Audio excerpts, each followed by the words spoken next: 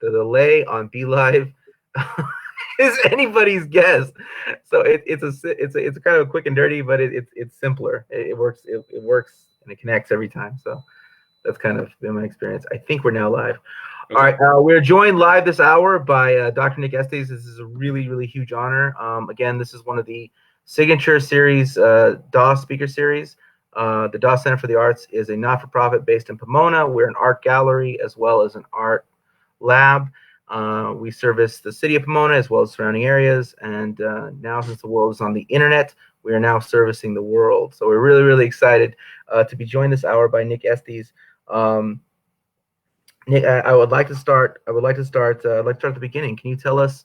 We're gonna get to your book. We're gonna get to Red Nation. We're gonna get to all the things you're involved with. But can you start at the beginning? How did you initially get involved in politically getting involved in politics, so to speak? Yeah, so I was born and raised in a town called Chamberlain, South Dakota, which is about 20 miles south of the Crow Creek Reservation and the Lower Brule Reservation in South Dakota. I'm enrolled in Lower Brule, and Chamberlain is considered a border town, which are these white-dominated settlements that ring Indian reservations. Chamberlain itself is actually undergoing a kind of demographic shift. There's a lot more Native people who are living there, but nonetheless, that's kind of like where I grew up and how, I grew up next to the river, a very rural environment. I live in a city. I still get lost. Like Albuquerque is not a big city, but I still get lost. So like I really am like a country person, like through and through. Like I've never really like I've only not lived in the country for probably about like I don't know 7 or 8 years now. But I was going to a really small high school, and I was like into Dungeons and Dragons. I was into punk rock. I was into things that didn't really necessarily make you a cool person or a popular kid. I was into theater as well, and I was one of many or one of few Native students who went to this particular public school, and so a way to like survive was like basically not just keep your head down and not be really kind of seen. But as I kind of as the U.S. war on terror kind of progressed with 9/11 and the invasion of Afghanistan, it actually really politicized me because I was taking an American Studies course, not like the kind of American Studies that we know at the university, but one that was very much wedded to American exceptionalism in high school. And I remember like my first act of protest was to no longer stand for the Pledge of Allegiance. And the only people who were like, I was like, it seemed like I was in solidarity with me were the Jehovah Witnesses. but but like it was something that I felt like was an act of protest against the U.S. War on terror, because I began to read more about the Indian Wars, reading things like D. Brown's "Bury My Heart at Wounded Knee." I hadn't really moved into like Native studies literature. It just wasn't something that was available at the time. It wasn't something that was taught in high school. We read like Jane Austen and a bunch of like just European authors, and it wasn't something that really clicked with me. And I really was politicized through punk rock actually, and joined kind of an anarchist scene. It's a now defunct anarchist network called the Great Plains Anarchist Network, and began to participate in anti-war activities when I was in high school. I think it was around 16 or 17 by the time I went to my first anti-war protest, which was in Omaha, Nebraska. And I was working at Pizza Hut at the time. Like I literally, like all I had, like I literally just like I was wearing my same like, you know, chino pants that like my black chino pants that I was wearing as my Pizza Hut uniform. Still smelled like grease. But I changed my shirt. I had some like, I don't know, I had some yellow. I had a yellow shirt. That's what I had. And so we drove down overnight to Omaha with one of my friends. He was a Christian anarchist, because you can't just be an anarchist in South Dakota. You have to be like, they have to be a Christian, because then it like makes it lighter, whatever. But he was really politicized by Catholic workers and things like that. So we went down, and it was part of this broader kind of international anti-war protest, and we saw the we saw like thousands of people just out in the streets, and this is something I never imagined, like ever. You read about it in history books, you never see yourself as part of it, and even when you're experiencing it, you often don't think of yourself as participating in history. And we were part of like the black bloc. I didn't know what that meant at the time. Like I was just like some stupid kid who was there. And so when the black bloc tactic is to like antagonize the police, and so there was that, and it escalated, and it resulted in there a very violent police reaction where the police came out on horses and began pepper spraying and tear gassing us. And I saw several people who were just like literally beat within an inch of their life by the police. One of them was actually dragged by her hair. It was actually organized with a march. She wasn't part of the black bloc. She was actually trying to stand between Very the violent police reaction. and the Horses. and the kind of the march as it was progressing. And that really stuck in my mind. And actually, I had brought a disposable camera with me, and I was taking pictures, because it was like, I was like a tourist. I felt like a tourist when I was going there. But I started taking pictures of the police violence. And it was actually, we went to a 24-hour photo development or 1 hour photo development thing. I don't think they have those things anymore, but we got our disposable camera roll developed, and it was actually used in a court case that got all of the people who were arrested off their charges, because it just showed just like brutality. Like one woman was beat so bad that she was knocked unconscious, and she like pissed herself and defecated all over herself. Like this is the kind of like brutality. And like going back to class on Monday morning, and right before noon, before they do like the morning announcements and everything, they do the Pledge of Allegiance. It really clicked for me. I was like, there's like really no going back from here. Like to experience something like that as a young person, like it completely shifts your worldview. And that really launched my trajectory, and I became an anti-war organizer in college at the University of South Dakota. I was there. I didn't really know what I was doing. I was into environmental science. I later became involved in the history program. But since then, I was in a lot of campus-based activity. We worked, to fight the death penalty in the state of South Dakota. I had no idea what abolitionism meant, and so these things that I was doing the work at the time, and I think it's important to highlight that there's like a coastal kind of focus or centrism, I guess, even though it's not really centric. They're on the coast, but there's a focus more so on like what happens in the East Coast and the West Coast, and never really talking about what's in the middle. And so we didn't like get like the cool abolitionist politics. We didn't get the lingo. We didn't get like all of that stuff. We were just like kind of knew these things were wrong, and we're organizing in a very organic way. And to be honest, it never really coalesced with being an indigenous person, because a lot of these spaces were dominated. I mean, I don't know, maybe this is like the wrong kind of characterization, and maybe it's a regional thing, but the anarchist collectives I was involved with were like 99.99999% white, right? And male dominated. And it really turned me off to the politics. And it wasn't until later on, that I really kind of discovered a new way of organizing, but also a new way to think about things internationally. And I think it was actually the elections of Hugo Chavez and the elections of Evo Morales that actually politicized me, because I was like, wow, these people are like socialists. They're brown people. They're indigenous people. They're my people, like, right? And they're doing, there's a connection there. And I was like, why does everyone hate like socialists, and like why does everyone hate brown people so much? Like what's up with this? And that really kind of like all these questions that I had about myself, about like being from a working class very poor family, being indigenous, being growing up in this border town, but also like knowing who I was as like an indigenous person too. We grew up listening to these stories from my father and my grandparents, and I was involved in this kind of program where I met a lot of indigenous people from throughout the state and the region, and from my own nation. So I had that kind of cultural kind of identity, but also that nationalist way of thinking about like what it means to be indigenous in a very white supremacist settler state like South Dakota. And to be honest, a lot of people don't survive that experience, right? And so in many ways I was lucky to have survived it, but also Now we see kind of more of a burgeoning movement, and so that's really important. I've worked with young people a lot in being working with high school students and all ages, and being now a professor. It's something that my mom was a teacher, so it's something that I've always kind of taken with me. And I think education, especially like learning about the rest of the world and not being kind of so narrowly focused on the U.S. exceptionalism of this kind of stolen continent, is incredibly important for me, and that's kind of been my like how I've been politicized.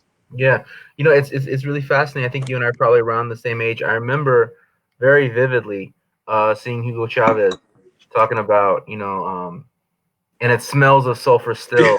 that was that was the best. That was the Yeah, best.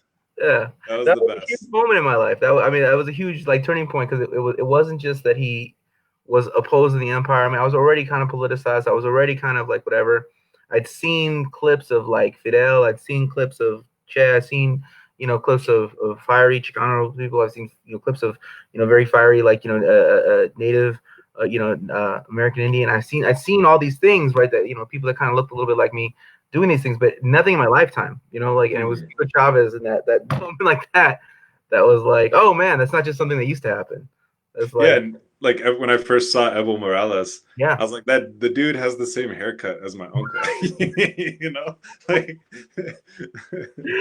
yeah, that's really powerful. So can you tell us about, okay, so we went from we talked in the early days. I'm really curious about so what was it like for you going to college and taking these and taking these kind of starting to study history and starting to learn more and starting to like be able to kind of shape the things you were going to look at, because you talk about the compulsory education, your high school education, you're forced Jane Austen and I don't know, I remember reading like Where the Red Fern Grows, and you're a kid, there's your kids, like that's you, like and that obviously not being the case. So what was it like for you to first come into contact with someone, or come into contact in like in an educational space with yeah, that? so like when I was in college, I took a course called The History of Western Civilization. It's like really fascinating course. And then also I took a course called the history, U.S. history, 1 and 2, just kind of these intro courses. And I was just kind of like, messing around because I was originally like interested in environmental science, and especially like thinking about using, well, at the time was like emerging kind of like drone technology. This sounds really, saying it now, it sounds like really like messed up, but at the time, the kind of the most advanced kind of studies and development of drone technology were happening in the realms of environmental science. Studying jet stream pollutants going into the jet stream, but also doing aerial photography of like illegal dump sites and monitoring kind of like waste sites. Eventually, of course, the DoD has weaponized that technology for very awful imperialist reasons. And that's partially why I switched, is because that's where all the science was going. That was the only jobs that were being opened up. That was the kind of like trajectory that one would have if you continued on. And I was like, I'm like morally opposed to this. So I was like, oh, take all these history courses. And I had a professor who was incredibly racist. I recently found out he died, but he was like anti-indigenous. He was just like the chauvinist. And I was like, how can this guy like like teach this in this course? And I like confronted him several times, and he told me, this is what this exact quote he told me. He said, "I don't make 6 digits a year to make this shit up." And I was like, you get 6 digits a year to like stand in front of a class and just like be a chauvinist? I was like, I'm gonna become a historian. It's like, so like this is Yeah, totally like troll move. Like my PhD is a total troll. Like, no, I'm just yeah, kidding. yeah. Throw out But that hut. and I don't make 6 digits a year, so like I don't know why that guy was getting paid so much, and I probably won't make six digits a year. But anyways, um, yeah, so like I just kind of like continued down that path, and this course, History of Western Civilization, was fascinating. We read like things like the Communist Manifesto, and everyone like we're supposed to like be critical of it and say it's like idealist, but I was like it actually like spoke to me, and I was like, well, I don't understand why this is such a like contraband text. Like I don't like explain to me why this is contraband text. And that's when I really got into like Native American studies.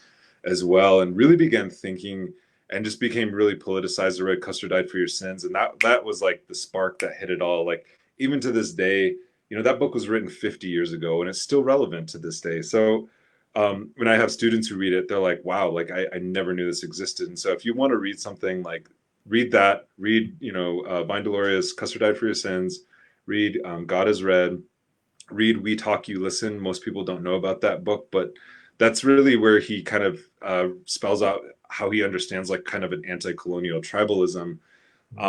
And that's when I really began noticing that like the Ochete Shalkoe, the nation that I'm from, the Lakota Dakota people actually have this very long literary tradition that goes, centuries out, and we're never taught that in high schools. It's completely denied to us. But if you ask somebody what they know about South Dakota, they probably can't name a single white person, but they sure as hell can name a lot of Lakota people. Right. but so that was kind of my experience, and I did a lot of organizing with Native students. We attempted to abolish a very like racist song. It's called the alma mater song. It's called the Frontier. Gosh, I can't remember, but it's a song that kind of glorifies the theft of the Black Hills from my nation, the Lakota people, and we did some of that, and we kind of focused on like um, the sort of symbolic or cultural realm, because that was how most people engaged Indigenous people. And then we would talk, we would use it as a platform to kind of talk about like the political economy of settler colonialism. And that's something that we kind of exported to the University of New Mexico when we started doing all this. Is like you can't just talk about like a conquistador and a frontiersman without talking about like that there are like those two figures are still like the figureheads of colonization, and it never stopped being. Occupation kind of has this like dead, this deadening thing where it's like, oh, it's you're occupied, but it's Yeah. colonization is a process, right? It's ongoing, it's historic. And so when I was in my PhD program here, that's something that we worked on, is thinking about like these symbols of like of racism as ways to kind of intervene, because everyone understands them, like whether it's Indigenous Peoples Day, whether it's a seal of a university, whether it's a mural on campus, whether it's a Confederate statue. People understand that, but it's a way to begin talking about in the kind of culture, the war, the culture war, how about colonialism and settler colonialism and all of these things. So that was kind of like the organizing work that I did in college, and I don't see it as separate from like me being as an academic. I'm not one of those people where I'm a scholar activist. And I was like, no, it's my job to study power. Like that's what I do. Like Yeah. that's what I was trained to do. It's not like it's not a deviation from like, oh, I have a scholarly life than an activist life. It's like, no, this is what this is what you gave me the tools to do. And so yeah, that's kind of what I did in college. Right. Well, what I think is so unique about your work, or it may not unique, but what I really like about your work that is not common, put it that way, is that you have your writing is definitely part of a tradition of decolonization, of a call for an end of settler colonialism, to move away from to have a different way of organizing humanity, right? But you also have a deep understanding of how like capital actually works. Like it's not it's important to know like exactly how industrial capital works, but it's not necessarily a call for capital versus proletarianism. It's a call for just this whole industrial thing's got to go. Like the settler colonial thing has to go. So I mean, it's really unique. It's really, I mean, I should say unique because there are others, but it's very, um, I have a great admiration for it. But so how did these two things come together? I mean, I don't want to tell your story. So I mean, interviews of you, but how do these two things come together? Your reading of Marx and your understanding of like, okay, here's the capitalist, here's proletarization, here's how that works, and then here's like the solution, which exists kind of outside of what he's talking about. Yeah, so there's a really good book called Almanac of the Dead, written by Leslie Marmon Silko. And I think like what the academy taught me to do is to read. Like it's not just like reading Facebook updates or Twitter posts, but what does it actually mean I mean, that's important, but what does it actually mean to read a text? And Leslie Marmon Soko, I actually went through her archives once. I don't know what I'm going to do with this, but I think it was more out of just like my own personal curiosity to kind of figure out the background to Almanac of the Dead. But Almanac of the Dead, in my opinion, is the capital of the New World. And what I mean by that is that she read Marx as a storyteller, right? Marx tells the story of exploitation and how we get free. And we all know that like stories work in cacophony. They don't work in single kind of like individual, like, oh, there's Marx and we have to like bow down to him and he's the god and whatever, and he's the master. But to understand that, as indigenous people especially, like there's no single storyteller. One story is contingent upon the experiences of countless generations of people, and the act of storytelling isn't something that's just like, oh, I'm going to recall like oral tradition, and I'm going to be the one who's going to be the arbiter of all what's right and what's wrong and what's correct and what is not. But it's actually a collective process. And if you look at some of the most famous oral histories that exist, especially from the Lakota tradition, like Black Elk Speaks, Black Elk, although John Neidhart completely fabricated a lot of the things in Black Elk Speak, you can find this book called that was edited by Raymond Demale. I don't know how to say it, Raymond Demale, whatever, some anthro dude. But he put together the transcripts of the interviews from John Neidhart and Black Elk, Nicholas Black Elk, and kind of not flourishing anything. It was just trying to transcribe them. And what's really fascinating is that it wasn't just Black Elk sitting there talking to John Neidhart. Black Elk had five other men who he considered peers sitting next to him to make sure that he didn't get it was like a live peer review process for him to make sure that he didn't get things wrong, right? And so that's one way of reading, right? That's one way of listening. That's one way of telling a story. And I think like Marx in many ways is telling a story in concert with the global kind of machinations of capitalism, and never said that he is like, I am the like it's industrial capitalism is only what we should be looking at, or like how it's developing in England. He only could see, within his limited purview, like the development of industrial capitalism. And later on, we understand, I mean, he was very sympathetic, and I think had he lived longer, or was healthier in his later life, he would have developed this kind of more robust kind of anti-colonial and anti-imperialist analysis with the analysis that he began in Capital, because he would have understood that settler colonialism was the foundation for industrial capitalism, right? If we think about the steam engine, right, the steam engine was really pioneered. It was pioneered prior to the rise of industrial capitalism in these textile mills that were spinning cotton, right? But it was at this particular moment in time in the early 19th century when organized labor had challenged the kind of the dictatorship of capital for a very good reason, and they found a technology to actually devalue European workers in these factories, right? And so they developed the steam engine, and it was more efficient. It didn't break down. It didn't go on strike. So it was like the first form of automation, and we know the steam engine is the genesis of global warming, right? And the fossil fuel economies. At the same time, what's missing from that analysis, though, is the labor that's put into that cotton, which comes from enslaved African labor, right? That was brought over, but also that cotton was grown on land that was dispossessed from indigenous people through indigenous genocide, right, and westward expansion. So we can trace. Marx gives us the tools, even though he didn't arrive at this conclusion. He gave us the tools to understand the genesis of climate change, right? And we can see it happening as it's unfolding, folding in westward expansion and genocide, and like the imperialist annexation of billions of acres of indigenous territory. And Yeah. so that to me is a very kind of robust analysis, and thinking about like Cedric Robinson's book, Black Marxism, where he develops and fleshes out the theory of racial capitalism in a broader historical context. Walter Rodney, Galliano, right? Like we can name people who have filled in those gaps, and they're not necessarily gaps. I see them as like speaking to each other and speaking across time, right? Yeah. So that's kind of how I arrived at that. Yeah.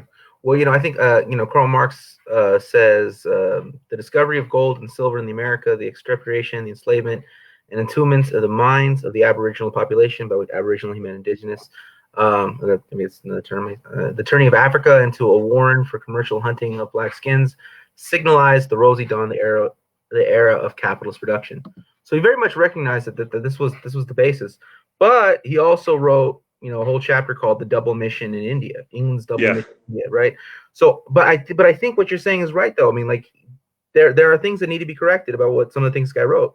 But there are also things that he pointed to that he was absolutely correct on. So I think that I mean, it's like kind of like your white friend that messes up sometimes. I mean, like he's like, yeah, like yeah, like and Mark's like your dead white friend. Um, so yeah, I think that the work that you described, all those people, very much see you in line with. I very much see you as like, and it's cool because you're around the same age as me, so it makes me happy. It makes me feel like this isn't something that happened. It's something that's continuing to happen, and something that you can play a part in. I could play a part in, and future generations can play a part in. That's the most Mhm. important part. So I want to ask you a little bit about some of that work you're talking about, that you're involved with younger people. Can you speak a little bit to that? Maybe about red. Yeah. Yeah, so like this kind of gets into the book project, and I was before I had helped co-found the Red Nation, I was involved in a series of land defense efforts, um, going back to the construction of the first kind of protest camps. When they had planned to build Keystone XL back in 2013, and this was before, like, I mean, there was a lot of attention around like the celebrity kind of like folks of the climate justice movement.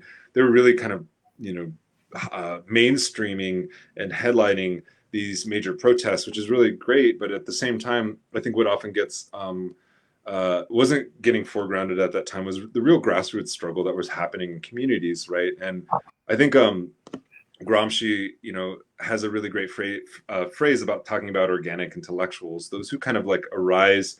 We have an organic kind of anti-colonialism embedded within our indigenous nationalism. It doesn't mean that it's going to automatically, be progressive or like just, but it's a natural response based on our experience of surviving genocide, right, and resisting genocide.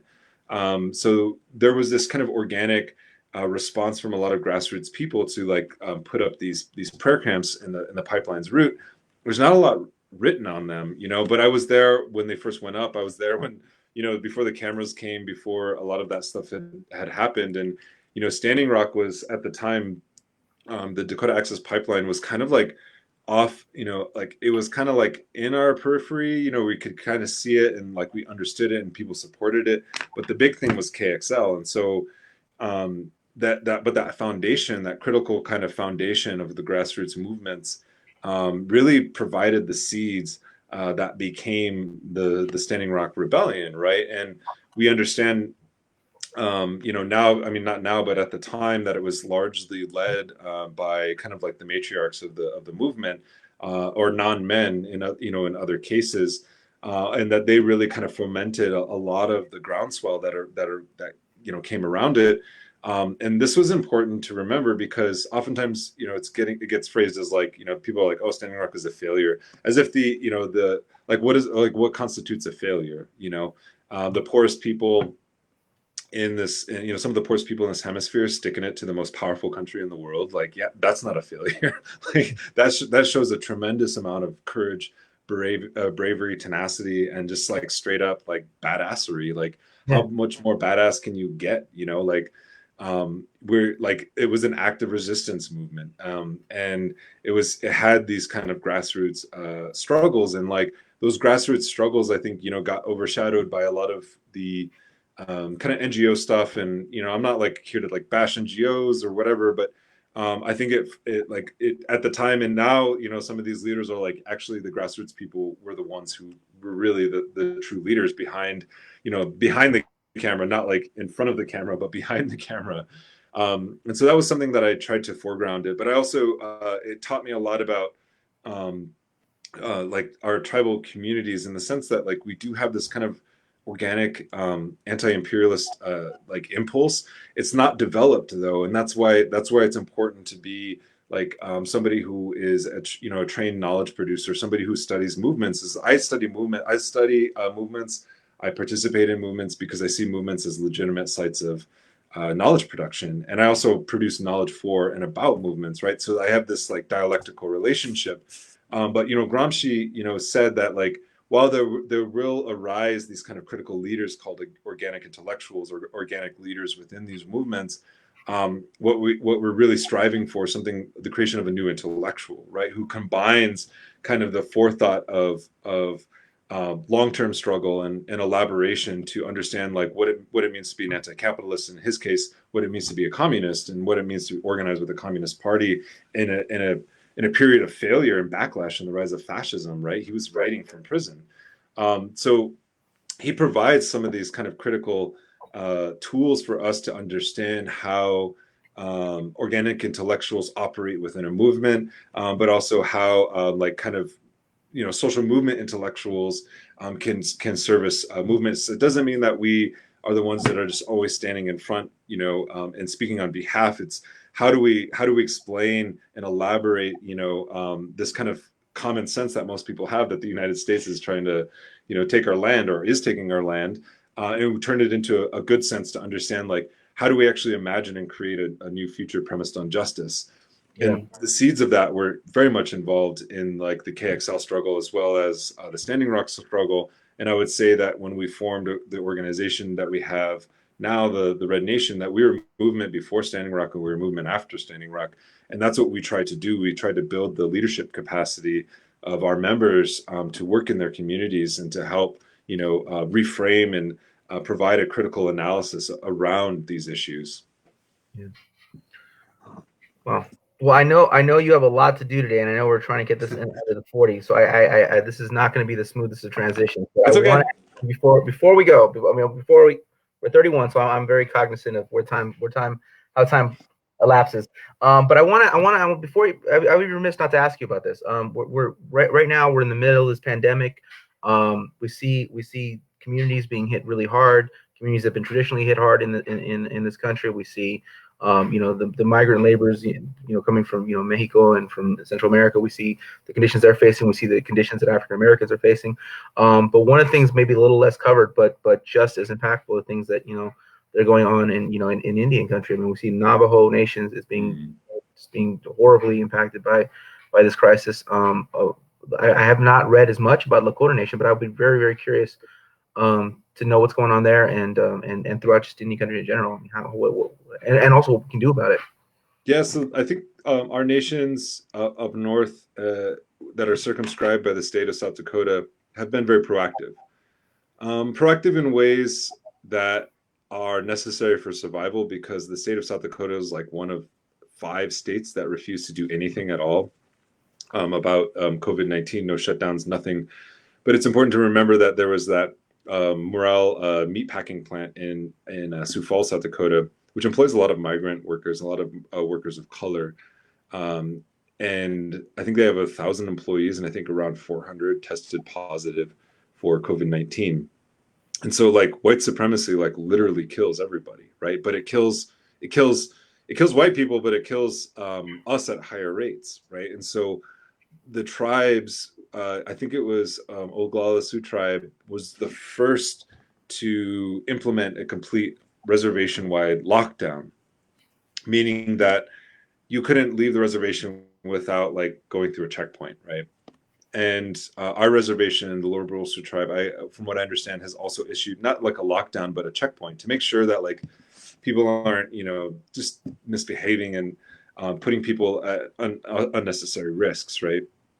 So in that sense, like they've been very proactive. But the reality of it is that we're facing the imposition of man camps that are coming in to build the Keystone XL pipeline, which is currently under construction in places like Montana, even though they've had their permit revoked by the state, their environmental permit revoked by the state. They're not required to stop construction, so they're continuing to construct. They're going through the pipeline route. It's going through these kind of geographically isolated reservation communities that are already, have lack of infrastructure, like around healthcare, roads, all those kinds of things, food.